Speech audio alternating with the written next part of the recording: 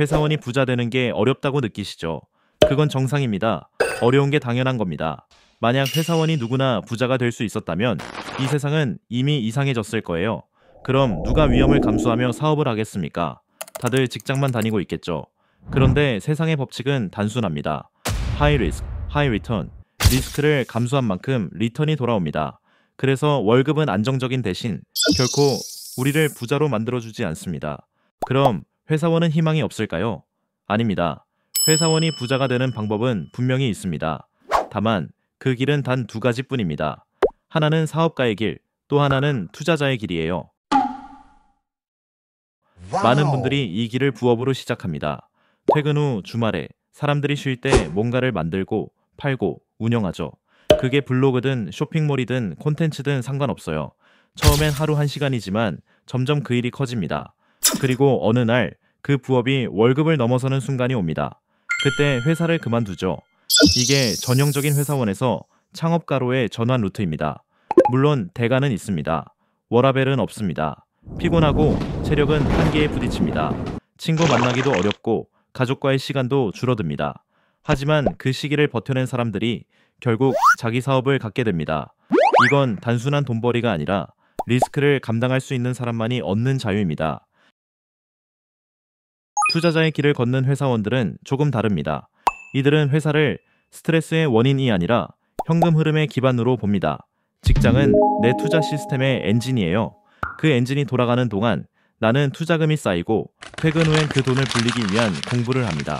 처음엔 주식, ETF, 부동산 혹은 사업 투자처럼 작게 시작하죠.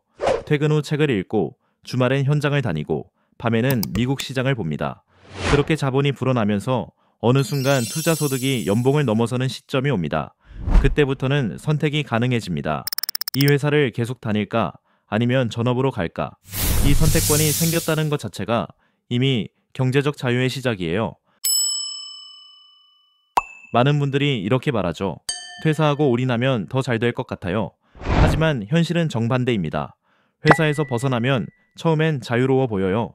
하지만 금세 규칙이 사라집니다. 하루 루틴이 무너지고 소비는 늘어나고 불안감이 커집니다. 그 불안을 달래려 더 소비하고 결국 돈은 더 빨리 줄어듭니다. 회사를 다니는 8시간을 투자 시간으로 바꿀 수 있다고 착각하지만 대부분의 사람들은 그렇게 못합니다. 그냥 늦게 일어나고 유튜브 보고 여행 가죠. 왜냐면 인간은 그렇게 프로그래밍 돼 있거든요. 그래서 저는 이렇게 말합니다. 퇴사는 해결책이 아니라 결과물이어야 합니다. 당신의 부업이나 투자가 이미 자리를 잡았을 때 자연스럽게 그만두는 게 정답이에요. 그럼 지금은 뭘 해야 할까요? 지금은 회사에 다니면서 남는 시간을 재설계해야 할 시기입니다. 하루 24시간은 누구에게나 공평해요. 하지만 그걸 어디에 쓰느냐가 인생을 갈라놓습니다. 잠깐 시간을 적어보세요. 아침, 점심, 저녁, 퇴근 후 각 시간에 내가 뭘 하는지 적어보면 깜짝 놀랄 겁니다. 생각보다 낭비 시간이 많습니다. TV, 예능, SNS, 게임, 그걸 1시간만 줄여도 1년이면 365시간이 나옵니다. 그건 책 20권 혹은 부업 하나를 만드는 시간이에요. 회사원이 부자가 되는 첫걸음은 시간을 돈처럼 관리하는 것에서 시작됩니다. 많은 분들이 무엇을 해야 할지 모르겠다고 말하죠. 그 이유는 단 하나, 목표가 없기 때문이에요. 나는 언제까지 얼마를 어떤 방식으로 벌겠다. 이게 정해져야 과정이 나옵니다. 예를 들어 이렇게 말해보세요.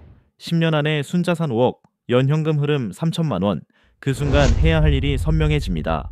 월급을 최대한 저축해 투자 자금을 만든다. 공부하고 작은 규모로 시작한다. 한 번이라도 성공하면 시스템화한다. 투자의 정답은 없습니다. 다만 방향은 있어요. 그리고 그 방향은 목표가 정해질 때만 보입니다. 회사원이 부자가 되려면 이 7가지를 꼭 기억하세요. 근로소득을 기반으로 삼아라. 회사를 버티는 건 자본의 씨앗을 지키는 일입니다. 소득을 투자와 비활성 소득으로 전환하라. 월급의 일부를 꾸준히 돈이 일하는 구조로 옮기세요. 자산과 부채를 구분하라. 돈을 벌어다 주면 자산, 나가면 부채입니다. 명품백이 인플루언서에겐 자산인 이유가 바로 그거죠. 그걸로 돈을 벌기 때문입니다. 자기 조절력을 길러라. 투자에서 가장 위험한 건 시장이 아니라 내 감정입니다. 욕심과 공포를 통제하지 못하면 수익도 없습니다. 기회는 갑자기 온다. 평소 준비된 사람만이 잡습니다. 꾸준히 공부하고 모의로라도 실전 감각을 유지하세요. 돈보다 안목, 좋은 투자자는 돈이 아니라 판단력을 키웁니다. 좋은 기회를 알아보는 눈, 그게 최고의 자산이에요. 위험과 보상을 냉정히 계산하라.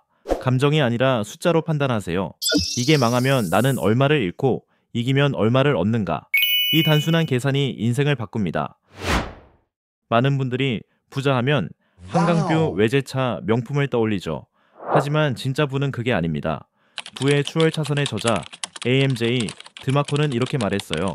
진짜 부는 세 가지 F로 이루어진다.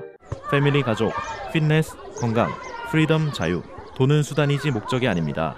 돈이 많아도 자유가 없으면 그건 부자가 아닙니다. 가족과의 시간, 스스로 결정할 자유, 그리고 내 인생을 내가 통제한다는 자존감. 그게 진짜 부입니다. 결국 회사원이 부자가 되는 길은 단순합니다. 리스크를 감수하고 꾸준히 쌓는 것. 한 번의 결심이 아니라 매일의 선택이 인생을 바꿉니다. 지금 퇴근 후 1시간. 그 시간의 쓰임이 당신의 10년 후 표정을 바꿉니다. 목표를 세우고 시간을 기록하고 그 일시간을 나를 위한 투자로 바꾸세요. 그게 바로 회사원이 부자가 되는 첫 번째 발걸음입니다.